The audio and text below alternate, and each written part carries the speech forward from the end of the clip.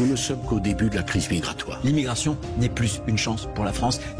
Monsieur Retailleau a dit beaucoup de choses et dans l'ensemble, je soutiens Monsieur Retailleau. Et il faut réduire drastiquement les flux migratoires. Je dirais l'immigration est un problème. Il faut arrêter le chaos migratoire qui mènera sinon à une guerre civile. Mais une autre hypocrisie, c'est l'hypocrisie d'une gauche qui a transformé le débat sur l'immigration en un débat de posture et jamais de solution. Et Najat Vallaud-Belkacem a dit qu'il fallait régulariser 250 000 clandestins qui rapporteraient environ 3 milliards d'euros à l'État par an. Sauf que Philippe Bilger, elle est présidente de l'association France Terre d'Asile, mais aussi magistrate à la Cour des comptes. Donc les LR lui renvoient en tout cas ce rôle. C'est une très bonne interrogation de votre part, Cécile. En réalité, d'abord, je vais me faire le plaisir d'approuver Nicolas Sarkozy, dont les derniers propos sont tout à fait pertinents. Deuxième élément, je n'ai jamais apprécié Najat Vallaud-Belkacem comme ministre, mais ça n'est pas un argument. Non. Mais dans la mesure où elle a eu des polémiques lorsqu'elle a été nommée à la Cour des comptes dans les conditions qu'on sait, avec une commission dans laquelle finalement il n'y avait que des gens qui lui étaient favorables, je pense qu'elle aurait dû être beaucoup plus prudente dans l'exercice de cette belle mission. Et en particulier, ne pas cultiver systématiquement une ambiguïté qui est très bien traduite par votre interrogation. Elle est à la Cour des comptes avec l'objectivité que cette fonction prestigieuse, quel que soit le statut qui est le vôtre, impose, ou est-ce qu'elle est encore à terre d'asile? Il y a un moment, elle doit choisir. Oui. Samuel Poton. Non, moi je suis pas forcément d'accord avec Philippe. Elle contribue au débat public et elle essaye de le faire en apportant des idées, des solutions. Qu'on soit d'accord ou pas avec le propos qui est tenu, il y a au moins le mérite d'apporter une réflexion qui rentre sur une considération aussi budgétaire. C'est-à-dire aujourd'hui, comment faire en sorte, c'est la problématique française, comment est-ce qu'on augmente les recettes? Réponse de Najat Vallaud-Belkacem. On va quel est le chiffre exact? 250 000. On va régulariser 250 000 sans-papiers pour leur permettre de travailler et pour aussi récupérer les cotisations sociales auxquelles ils vont contribuer. Point important, elle permet de débunker une fake news qui a la peau dure, c'est de dire aujourd'hui un étranger qui est en France, on l'aide, il y a des subventions, mais lui, il ne donne pas. C'est faux, il est, comme tout contribuable, soumis à des cotisations. Donc ça, c'est un premier point. Après, effectivement, il y a des limites dans les solutions qui sont avancées par Madame Belkacem. C'est comme la discussion qu'on a eue précédemment sur les logements sociaux, comment on fait quand il y a narcotrafiquants. Il faut prendre des cas particuliers. Il faut voir quelles sont les chaînes de métiers en tension qui en ont le plus besoin. Et surtout, il faut orchestrer ça de la bonne manière. Alors après, on a quand même une marge entre le moment où elle présente l'idée et le jour où celle-ci sera retenue. Voilà. Ouais, Coralie Dubos. Plusieurs observations. La première, c'est que moi, ça ne me choque pas qu'elle le dise, même en étant magistrate à la Cour des comptes. Et peut-être qu'elle va diligenter un rapport à ce sujet. Et pourquoi pas? Ce serait intéressant. Parce que finalement, la seule chose qui pourrait être gênante, c'est qu'elle prenne le chiffre de l'association dont elle est présidente, juge et partie, en étant magistrate sans l'ayant vérifié grâce à tous les outils de la Cour des comptes. Donc moi, je serais surtout ravie qu'elle fasse un rapport Cour des comptes sur la question pour confirmer ou infirmer le dit chiffre. Par ailleurs, ce qu'elle propose, c'est ce qu'a fait Giorgia Meloni, finalement. Donc, c'est peut-être pas... Et ça a plutôt bien marché. Si Giorgia Meloni et Najat Vallaud-Belkacem sont d'accord, il faut peut-être regarder le sujet. Il y a peut-être un truc à explorer. Vous mettez le doigt sur le grand problème de la gauche française, c'est qu'à partir du moment où elle décide de toucher du doigt des questions de sécurité et d'immigration dans un sens qui ne va pas forcément dans celui de son histoire et qui est un peu à contre-courant, tout de suite, vous avez une levée de bouclier. Donc là, en l'occurrence, on y est. Et surtout, ça me pose aussi une question du point de vue des Républicains, qui est sorti vent debout sur cette proposition, mais qui ne cesse, comme vous le disiez Cécile, de se réclamer de la pensée de Giorgia Meloni et de la citer en exemple. On pourra en parler de ce qu'elle a fait. Elle a fait des très bonnes choses.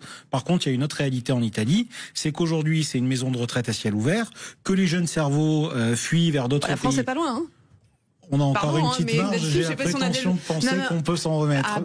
Vu le taux de natalité en France, pardonnez-moi, mais je pense qu'on n'a pas de leçon à donner à l'Italie. Ça, c'est encore autre chose. Et donc, en fait, la réalité, c'est qu'aujourd'hui, vous avez une vraie fuite des cerveaux et des actifs et des investissements en Italie qu'elle n'a pas su endiguer. Par contre, effectivement, sur la question de l'immigration... Alors, je suis obligée de vous arrêter. La fuite des cerveaux, en France, elle existe. On a même la fuite des patrimoines, la fuite des entreprises. En Italie, vous êtes quand même capable d'en retenir quelques-uns. Aujourd'hui, c'est l'Italie qui attire les fortunes françaises. Pardon, mais là-dessus, on peut pas... Oui, mais parce qu'on n'a plus de stabilité gouvernementale, on n'a plus de stabilité économique. On n'est plus du tout une place attractive. N'importe quel entrepreneur qui est reçu sur cette radio, ils vous dresseront tous le même constat en vous disant aujourd'hui, nous, nos secteurs d'activité, ils sont pénalisés parce qu'on n'a pas de stabilité. Je pense à l'interview de Sylvain Valenzi sur le grand entretien de l'IMO, sur les 4 derniers patrons de l'immobilier qu'il a reçus, tous lui ont dressé le même constat. Monsieur Valenzi, on va pas parler pour notre église. Ce qu'on vous dit, c'est que tant qu'on n'a pas de stabilité économique, l'immobilier, vous oubliez, les taux d'intérêt, ils vont continuer de monter, et nous, en tant que professionnels du secteur, on n'y arrivera pas. Ça passe d'abord par une stabilité économique globale. Ça, on l'a pas. On l'a plus depuis 2 ans. Donc on n'est plus attractif. En revanche, Milan est très attractif. Mais si vous le prenez sur les 25 dernières années, c'est pas forcément la réalité. Mais les mesures fiscales italiennes sont très attractives. Je dois dire, et je suis pas du tout une pro-Mélanie, donc je le dis vraiment très tranquillement, parce que je suis pas pro-Mélanie, ça ne fait de secret pour personne. Mais les mesures qu'elle a prises, qui à mon avis sont contraires au discours politique qu'elle a porté pendant ses campagnes, en réalité, elle applique des programmes libéraux alors qu'elle promeut des campagnes complètement conservatrices et protectionnistes. Mais elle fait un peu l'inverse. Bon. Bref, c'est un autre sujet. Les mesures libérales qu'elle prend, ça fonctionne en Italie. Donc là, on est normalement avec un gouvernement libéral, mais qui n'adopte pas de mesures libérales et qui fait fuir vers d'autres pays. Enfin, on marche sur la tête en Europe. Et en France particulièrement, moi je regrette, je trouve que la mesure, elle se regarde, c'est pas inintéressant, c'est une bonne question. Et si ça faisait gagner 3 milliards d'euros à l'État par an et que par ailleurs, ça stabilise socialement, en fait c'est peut-être intéressant. Alors après, est-ce que Philippe Bilger, allez-y. Non, mais je voulais dire, est-ce que ça n'est pas une sorte de caillou dans une chaussure régalienne, alors qu'on est vent debout contre tout de même une immigration qui est destinée, qui vise parfois à altérer le corps pur du pays. Mais attendez, sa proposition, ce qu'elle dit, elle parle de régulariser des personnes qui sont dans le pays et qui sont notamment, qui occupent des professions aujourd'hui au black sur des métiers en tension. Donc, si on allait au bout de la mesure, ça reviendrait à quoi? Ça reviendrait quand même à des propositions qui sont portées par la droite depuis très longtemps, c'est d'avoir des quotas par secteur. Pardonnez-moi, je comprends pas pourquoi ça choque la droite. J'ai l'impression que la droite est choquée que Najat Vallaud-Belkacem ait pris la parole sur la question de l'immigration en tant que présidente de France Terre d'Asile et magistrate de la Cour des comptes, mais dans le fond, elle répond à leurs propositions exactement. Oui, puisque même dans un projet de la droite, il y avait... Mais oui, régulariser sur les secteurs en tension. Donc exactement. Le rapport suggère aussi l'arrêt des obligations de quitter le territoire et la réduction des centres de rétention administrative pour mettre fin à la situation d'irrégularité. Donc là, on touche encore un sujet sensible. Alors oui et non. Oui. Si vous menez correctement le projet qu'elle propose, c'est des économies directes et indirectes. C'est-à-dire les économies, vous faites rentrer de l'argent sur le volet qui a été abordé sur le fait de régulariser. Non, mais ça, ce sont déjà des gens qui travaillent. Mais derrière ces centres de rétention, là, les OQTF ne travaillent pas. En tout cas pour certains. Ah non, c'est pas vrai. Vous en avez. Non, mais certains qui travaillent. Oui, bien sûr. Non, mais en centre de rétention, ils ne peuvent pas travailler par définition. Ils sont en centre de rétention. Mais après, ça vous amène beaucoup plus de clarté sur la manière dont vous régularisez, qui vous ne régularisez pas, qui est renvoyé à la frontière et de quelle manière. Aujourd'hui, il faut juste le dire. C'est la question que j'avais posée d'ailleurs la dernière fois à notre invité qui s'était présenté à la présidentielle. Désolé, Bruno Pomar. Non, pas Bruno Pomar. Pas du tout. Jean-Michel Fauvergue. Jean-Michel Fauvergue.